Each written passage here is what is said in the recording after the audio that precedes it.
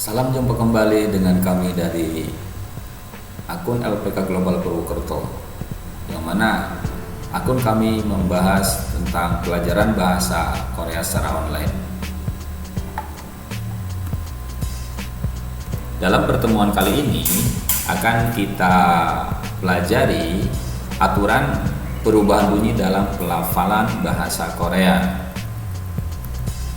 Dalam posisi tertentu, beberapa huruf Hangul mengalami perubahan bunyi.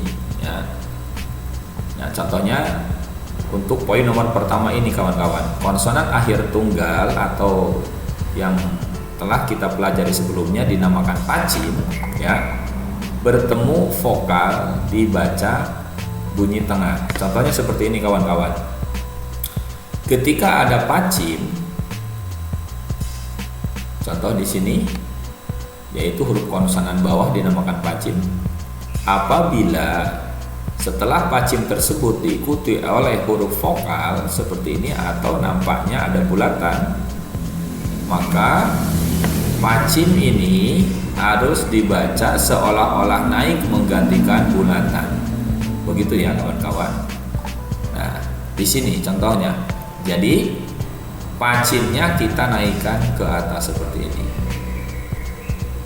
Ya. Kemudian di sini ada PBP pacim. Piup ini bertemu dengan bulatan, maka bunyi piup ini untuk menentunya dinaikkan menjadi seperti ini nampak. Dalam contoh seperti yang Anda lihat ini. Jadi pacimnya naik menggantikan bulatan, nanti akan terlihat seperti ini. Untuk melafalkannya jadi o, sel, i, bo, yo. Ya. Jadi kita akan membaca huruf-huruf ini, pacimnya dinaikkan. Jadi persuku katanya jadi o, sel, i, bo, yo. Begitu kawan-kawan ya. Kita lihat contoh yang nomor 2 ya. Contoh nomor 2 di sini kita lihat ada pacim bertemu dengan bulatan, maka pacimnya naik. Nanti akan lihat seperti ini. Akan kita naikkan pacimnya ke tempat bulatan ya. Ini dinaikkan ke tempat bulatan, nampaknya seperti ini. Kemudian di sini ada pacim real ya.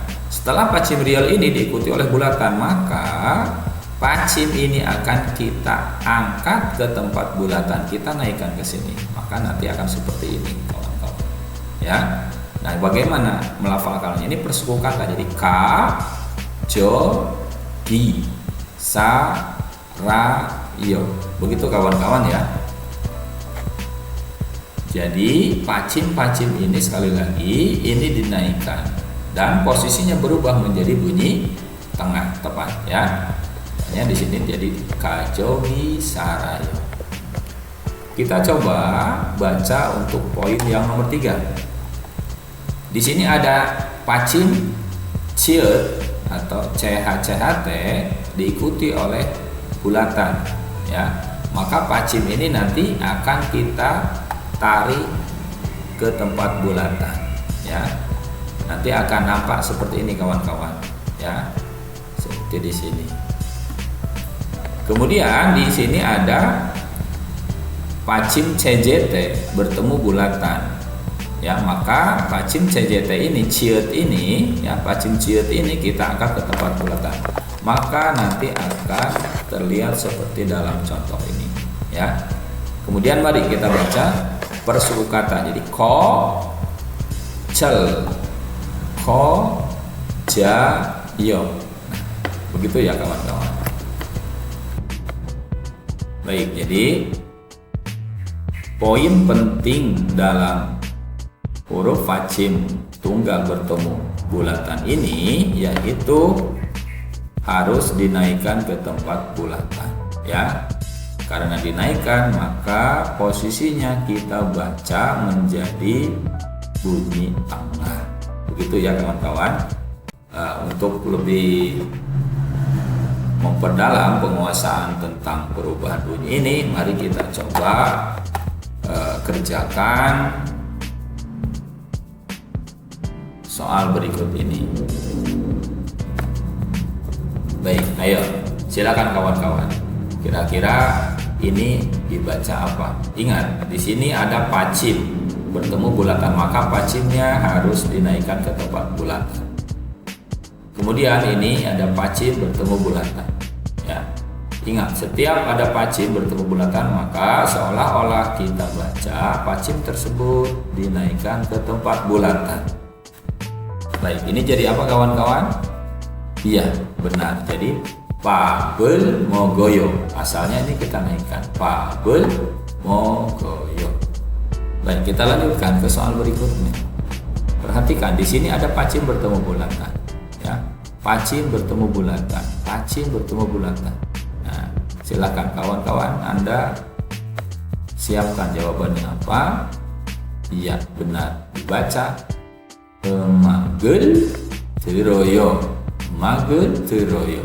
Ya, kenapa? Karena miomnya naik menggantikan bulatan, terus tioknya menggantikan bulatan. Begitu kawan-kawan. Kita lanjut untuk pembahasan yang perubahan bunyi dalam melafalkan huruf Korea.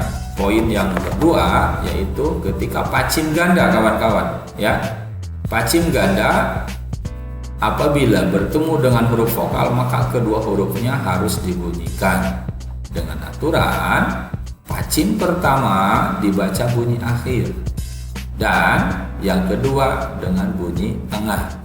Mari kita amati di sini. Di sini ada pacim ganda kawan-kawan dan setelahnya diikuti oleh bulatan. Maka kedua pacim ganda ini harus dibunyikan. Teknisnya yaitu pacim pertama tetap posisi di bawah dan pacim yang kedua kita angkat ke tempat bulatan berada. Maka nanti seolah-olah pembacaannya posisi seperti ini kawan-kawan. Ini naik karena pacim tunggal, kemudian ini pacim pertama tetap di bawah dan pacim kedua dinaikkan. Ini pacim kedua dinaikkan. Ini bacanya cegel il go yo. Ya, begitu kawan-kawan. Sekali lagi dibaca cegel il go yo. Ya. Kemudian kita lihat untuk contoh yang kedua. Di sini ada pacim tunggal bertemu bulatan. Ini tetap harus dinaikkan. Kemudian ada pacim ganda bertemu dengan bulatan. Maka kedua pacim ini harus dibunyikan kawan-kawan. Yaitu pacim pertama tetap di bawah atau menjadi bunyi akhir dibacanya dan pacim kedua naik ke tempat bulatan karena posisinya di tengah, jadi harus dibaca dengan bunyi tengah. Tuh. Nah, jadi akan nampak seperti ini karena pacimnya kita naikkan ke tempat bulatan. Kemudian pacim gandanya yang belakang dinaikkan. Maka akan kita baca osel yal bayo. Sekali lagi osel yal bayo. Ya, begitu kawan-kawan. Untuk lebih memperdalam, mari kita lihat soal berikut ini. Silakan kawan-kawan siapkan jawabannya. Ingat, ada pacim ganda bertemu bulatan, berarti pacim yang terakhir atau yang paling belakang ini kita naikkan. Ya. Oke, iya, tepat. Ini jadi colmoso pewosoyo. Kita lanjut ke soal berikutnya kawan-kawan. Ada pacim ganda bertemu dengan bulatan. Maka pacim yang terakhir kita naikkan ke tempat bulatan. Jadi, iya, siapkan. Ya, tepat. Jadinya salmen yeran. Berikutnya kawan-kawan, ada pacim ganda bertemu bulatan. Jadi dibaca, iya tepat. Jadinya nalsiga malgayo. Nalsiga malgayo. Mari kita lihat untuk soal berikutnya. ada pacim ganda bertemu bulatan. Berarti pacim yang terakhir naik menggantikan bulatan. Jadi kita siapkan kawan-kawan, ini dibaca apa? Iya, tepat. Jadinya Cibi nol boyo. Cibi nol boyo. Tepat. Untuk poin yang nomor 3, aturan perubahan bunyi dalam melafalkan huruf Korea, yaitu ada bunyi akhir P ya. Untuk bunyi akhir P ini ada beberapa huruf yang memang berpotensi untuk bunyi P, yaitu pieup PBP, pieup PHPHP, pieup siot ketika menjadi pacim ketemu huruf konsonan, nanti P-nya yang bunyi dan menghasilkan huruf P. Ini juga real pieup bisa dibunyikan P-nya. Nah, aturan permainannya, apabila yang berpotensi bunyi P ini, yaitu salah satu huruf yang di dalam kurung ini bertemu dengan huruf nion atau mio. Sekali lagi, apabila ada huruf dalam kurung ini bertemu dengan nion atau mio, ya, bertemu nion atau mio, maka bunyi P-nya berubah menjadi M. Ingat, bunyi P akan kita rubah menjadi bunyi M. Mari kita lihat di contoh berikut ini. Ini ada bunyi P bertemu dengan N. Bunyi P ketemu N. Ingat, bunyi P-nya ini berubah menjadi M. Jadi seolah-olah kita baca im nida. Sekali lagi, ada bunyi P karena bertemu dengan N, maka bunyi P-nya berubah menjadi M. Jadinya dibaca im nida, begitu kawan-kawan.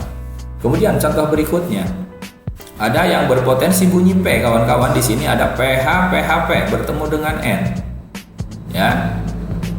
Jadi dibaca, iya, bunyi P-nya dirubah menjadi bunyi M. Jadi kita bunyikan amnen. Ya, tepat. Kita bunyikan amnen. Kemudian kita lihat contoh berikutnya. Di sini ada pacim ganda bertemu dengan huruf konsonan, maka cukup salah satu yang dibunyikan, yaitu yang lebih dominan seperti yang telah kita pelajari di video sebelumnya.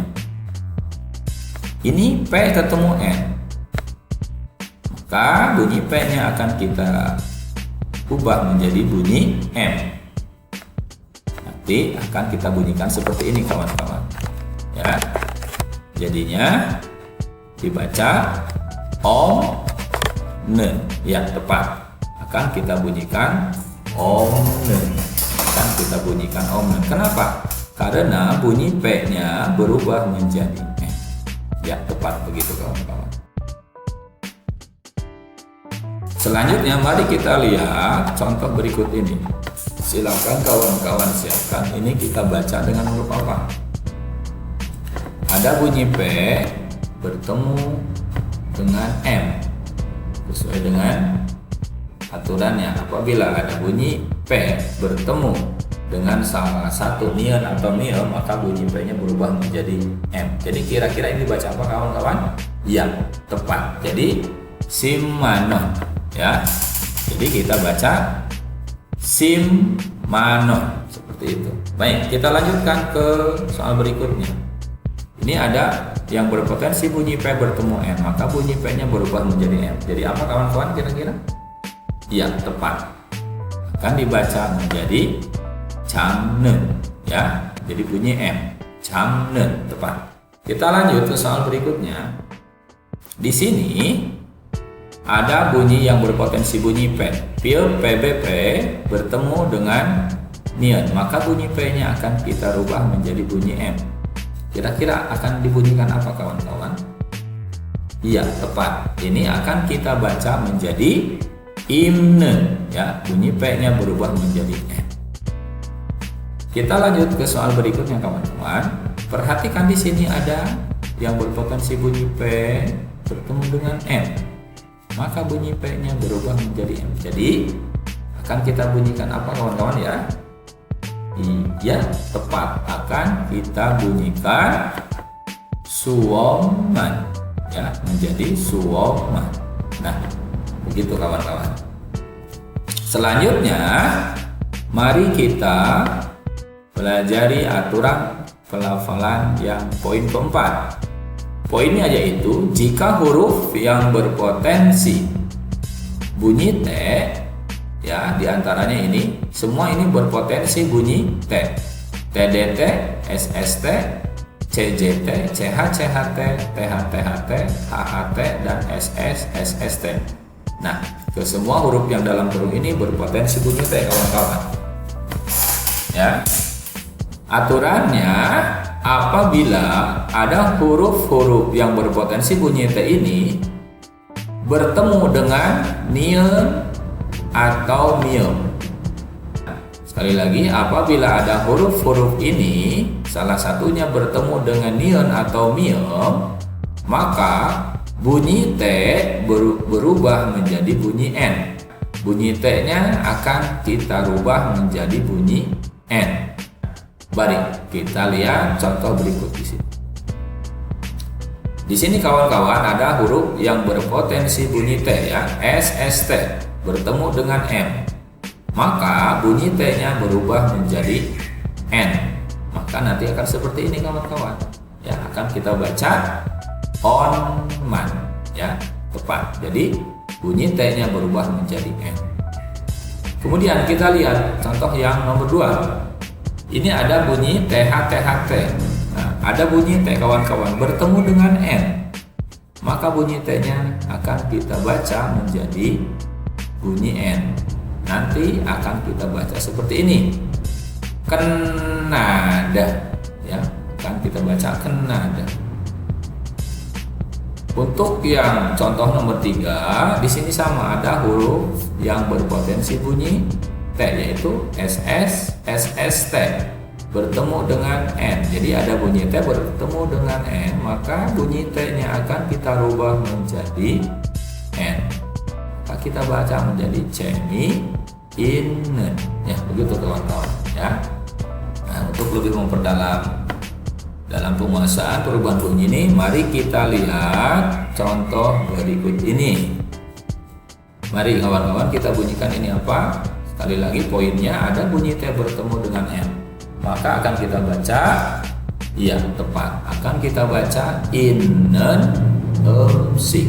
Jadi bunyi T-nya berubah menjadi N. Inen emsik. Kemudian soal berikutnya. Ini ada bunyi T bertemu dengan N. Maka akan kita baca apa? Ya, tepat. Jadi kanen sarang, bunyi T berubah menjadi N. Ya. Baik. Selanjutnya kawan-kawan, ada bunyi T ketemu N, akan kita baca apa? Nah, ini kita baca menjadi bunyi N. Apa ya? Ya, tepat. Jadinya inen emsik. Betul, ya. Jadi inen emsik.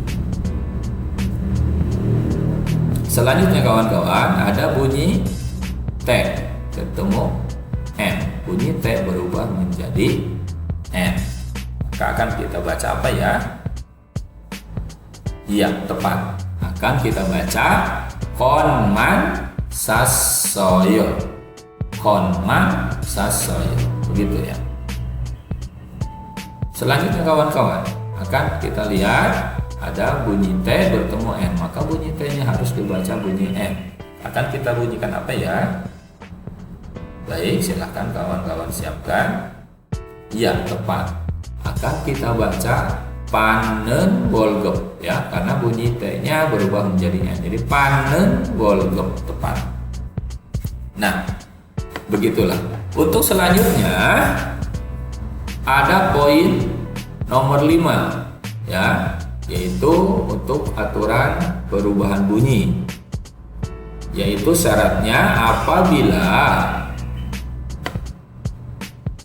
bunyi akhir K yang berpotensi bunyi akhir K, yaitu KGK, KHKHK, kemudian KK, KKK, kemudian ada kioksiot, apabila bertemu dengan konsonan maka K-nya yang akan dibunyikan. Begitupun sama untuk real kiok ini. Jadi intinya Huruf-huruf yang di dalam kurung ini semua berpotensi bunyi K. Syaratnya yaitu apabila bunyi K ini bertemu dengan niun atau miun, ya, salah satunya. Maka bunyi K ini akan berubah menjadi bunyi ang. Akan kita bunyikan menjadi bunyi ang. Sekali lagi kawan-kawan, apabila ada huruf yang berpotensi bunyi K bertemu dengan niun atau miun, maka yang berpotensi bunyi K tersebut berubah menjadi bunyi ang, ya. Sebagaimana kita lihat di contoh, ya. Di sini ada bunyi K bertemu dengan N, maka bunyi K-nya berubah menjadi ang. Sedangkan huruf setelahnya dibaca sama, ya. Tuh, jadi seperti ini kawan-kawan. Bunyi K berubah menjadi ang. Jadi cang, nyon, ya, seperti itu. Kemudian kita lihat di poin yang nomor 2. Ada bunyi K yang berpotensi bunyi K bertemu dengan N, maka bunyi K-nya berubah menjadi ang. Contohnya seperti ini. Akan kita baca pang, mun, guan. Begitu ya. Kemudian kita lihat contoh yang nomor 3. Ada salah satu dari yang berpotensi bunyi K, yaitu riol hio, karena K-nya yang bunyi ketemu dengan konsonan niun, maka bunyi K ini berubah menjadi U. Nanti akan kita baca seperti ini. Ingnen cek, ya, ingnen cek, ya, tepat begitu. Mari kita lihat soal berikut ini. Baik kawan-kawan, di sini ada yang berpotensi bunyi K bertemu dengan N, maka bunyi K-nya harus berubah menjadi bunyi apa kawan-kawan? Iya, berubah menjadi ang. Jadinya dibacanya pangen sekal, pangen sekal, ya, tepat. Soal berikutnya, kita lihat di sini ada bunyi K bertemu M, maka bunyi K-nya berubah menjadi ang. Akan kita baca apa kawan-kawan, ya? Iya, tepat. Akan kita baca pengman, ya. Jadi pengman, ya, seperti itu. Selanjutnya kawan-kawan, kita lihat di sini bunyi KH yang berpotensi bunyi K bertemu M. Ini sama akan kita bunyikan. Jadi apa kawan-kawan, ya? Iya, tepat. Akan menjadi ang. Jadi puongman, puongman, ya. Begitulah kawan-kawan. Selanjutnya, mari kita pelajari poin yang ke-6, yaitu apabila ada huruf pacim hiut, ya, apabila ada pacim hiut bertemu huruf vokal nanti tidak dibunyikan kawan-kawan, ya. Apabila ada bunyi pacim hiut bertemu vokal maka tidak dibunyikan. Contohnya di sini. Ini ada bunyi hiut bertemu huruf vokal bulatan, maka bunyi hiutnya, bunyi h-nya tidak perlu dilafalkan, ya. Ini kita cukup baca seolah-olah hanya tidak ada. Jadi coayo. Jadi kita lebur suara h-nya itu. Coayo, ya. Baik. Yang kedua ada h. Kita naikkan ke sini tapi hanya tidak dibunyikan kawan-kawan. Jadi kita baca apa? No seo. Ya, kita baca no seo. Kemudian ada nian hiut. H-nya dihilangin. Jadi cukup nanti kawan-kawan baca mani, ya, tepat. Kemudian ada riol hiut bertemu bulatan, maka H-nya tidak dibunyikan juga kawan-kawan. Kita baca nantinya seperti ini, siremion, ya, siremion, begitu kawan-kawan. Kemudian ada nian hiut bertemu vokal A, ya, bertemu vokal A. Jadi dibacanya apa kawan-kawan? H-nya ini tidak perlu dibunyikan lagi, ya. Jadi dibaca apa? Iya, tepat. Dibacanya kuen cana, ya, kuen cana, ya, tepat begitu kawan-kawan. Selanjutnya untuk poin yang ke-7, yaitu apabila huruf hiutnya bertemu dengan huruf neon, real, miom, atau hieur. Ya, sekali lagi, apabila ada huruf hieur, HHT ini bertemu dengan huruf neon, real, miom, atau hieur, maka bunyi H-nya tidak dibaca, kawan-kawan.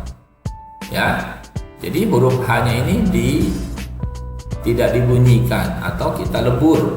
Ya, contoh di sini ada neon ketemu H. Jadi H-nya tidak dibunyikan, cukup kita bunyikan dengan neng, eneng, ya, cukup dengan neng saja. Kemudian di sini ada neon hieur, ya, ini cukup kita baca conwa, ya, conwa, kita baca dengan conwa, seolah-olah seperti itu. Jadi H-nya kita tidak usah susah-susah membunyikan lagi, ya. Kemudian di sini untuk contoh yang nomor 3 ada real ketemu hieur, maka H-nya tidak dibunyikan. Jadi kita baca yoran, ya. Kita baca yoran. Ya, tepat begitu, kawan-kawan. Contoh di sini ada neon ketemu, ada ieu ketemu H. Ieu, maka bunyi H-nya tidak dibunyikan. Jadi kita baca apa ini, kawan-kawan? Ya, tepat. Kita baca anyongi, ya. Anyongi, tepat. Kita lihat yang berikutnya. Ada neon ketemu hieur. Ya. Kita cukup membunyikan bunyi neonnya saja. Sementara H-nya tidak perlu kita bunyikan. Jadi akan kita baca apa, kawan-kawan? Ya, tepat, pigoneo, ya, akan kita bunyikan pigoneo. Selanjutnya ada real ketemu hieur, kawan-kawan. Ini sama, yaitu H-nya tidak perlu dibunyikan. Jadi akan kita baca apa, kawan-kawan? Ya, tepat, ini akan kita baca ireyo, ya, karena realnya kita naikkan, menggantikan H. Ireyo, ya, tepat. Kemudian berikutnya ada miom ketemu hieur. Ya, miom ketemu hieur, maka H-nya juga sama, tidak dibunyikan. Jadi apa, kawan-kawan? Ya. Jadi yol simi, ya. Yol simi, H-nya kita buang. Selanjutnya ada poin yang ke-8, yaitu apabila ada huruf neon bertemu dengan real, real bertemu dengan neon, atau real ketemu huruf real. Kedua-duanya huruf-huruf ini akan dibunyikan menjadi LL, ya. Ingat sekali lagi, kawan-kawan, apabila ada neon bertemu dengan real atau kebalikannya real ketemu neon dan real ketemu real, maka kedua huruf tersebut akan kita bunyikan LL, ya. Kita lihat dalam contoh berikut.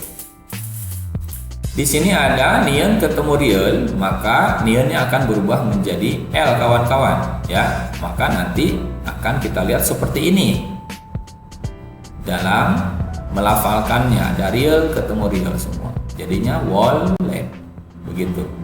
Kemudian ada real ketemu neon, kawan-kawan, real ketemu neon, maka neonnya akan berubah menjadi real. Nah, nanti akan terlihat seperti ini penulisan. Mengartikannya akan kita baca solal, jadi huruf double L. Selanjutnya ada, dan contoh yang nomor 3.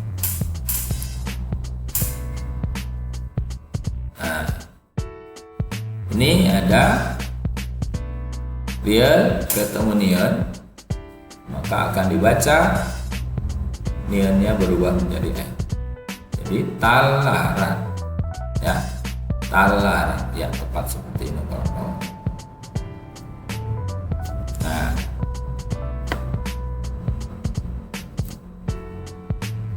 selanjutnya akan kita coba membunyikan kata ini. Kita baca apa, kawan-kawan? Ada neon ketemu real. Kita baca LL, ya. Ya, tepat, akan membunyikannya dengan sila. Ada real sila. Berikutnya yaitu nian ketemu real. Ini sama niannya harus dibaca L juga. Jadi apa kawan-kawan? Ya, tepat. Jadi dibaca ilyu. Selanjutnya ada real ketemu nian. Maka niannya berubah menjadi L kawan-kawan. Jadi dibaca ya, tepat. Akan kita baca sile ya. Akan kita baca sile. Berikutnya kita baca nian bertemu dengan real, maka niannya berubah menjadi L kawan-kawan. Jadi kita baca apa? Ya, tepat. Akan kita baca yola. Nian yang berubah menjadi real. Selanjutnya untuk poin yang nomor 9, yaitu apabila ada pacim atau konsonan bawah yang berpotensi bunyi K, T, dan P. Ya, ini akan banyak sekali hurufnya kawan-kawan. Ya, apabila ada huruf konsonan yang di bawah atau pacim yang berpotensi bunyi P, berpotensi bunyi K, T, sama P kawan-kawan. Bila nanti bunyi salah satu dari yang berpotensi K, T, P ini bertemu dengan kiok, tiget, piot, siot, dan ciot atau salah satunya, maka huruf setelah pacimnya akan kita bunyikan menjadi pacim ganda. Ya, sekali lagi, apabila ada bunyi salah satu yang berpotensi KTP, ini salah satu dari huruf yang berpotensi bunyi K, T, dan P bertemu dengan huruf ini, salah satu dari huruf ini, maka huruf yang setelah pacim akan kita bunyikan menjadi huruf sang kiok, sang tiget, sang piop, atau sang ciot seperti ini kawan-kawan. Ya, mari kita lihat contoh berikut. Nah, ini sebagai rincian yang berpotensi bunyi K kawan-kawan. Ini ada huruf yang berpotensi bunyi K. Ya, bunyi K ini diantaranya KGK atau kiok. Ya, KGK, kiok, KHKHK, dan sang kiok. Kemudian ada real kiok. Ini semua berpotensi bunyi K. Kemudian berikutnya ada yang huruf yang berpotensi bunyi T, yaitu seperti ini: tiget, siot, ciot, ciot, hiot, hiot, dan sang siot.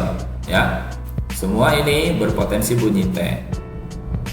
Dan selanjutnya yaitu untuk huruf yang berpotensi bunyi P, yaitu ada piop, piop, piop siot, dan real piop. Ya, ini semua berpotensi bunyi P. Contoh, di sini ada bunyi P bertemu dengan salah satu dari KTPSC. Maka setelah pacimnya, yaitu yang ini, akan dibaca menjadi sang tiget. Ya, apabila ada yang berpotensi bunyi P bertemu dengan KTPC, maka setelah pacim berubah menjadi sang tiget. Jadi dibaca ipta. Begitu kawan-kawan. Kemudian berikutnya ada yang berpotensi bunyi T. Ya, ada yang berpotensi bunyi T bertemu dengan huruf tiget. Maka huruf setelah pacim berarti ini akan kita baca menjadi sang tiget. Makanya dibaca pota. Berikutnya ada yang berpotensi bunyi K bertemu dengan tiget. Maka huruf setelah pacimnya akan kita baca menjadi sang tiget. Ya, seperti itu kawan-kawan.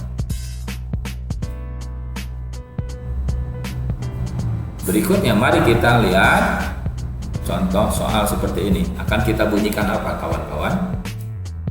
Ini ada bunyi T bertemu dengan ciot, ya. Maka kita bunyikan apa kawan-kawan? Ingat, di sini yang berubah bunyi yaitu huruf setelah pacim, berarti huruf ini kawan-kawan. Ya. sementara pacinnya tetap sesuai dengan aslinya.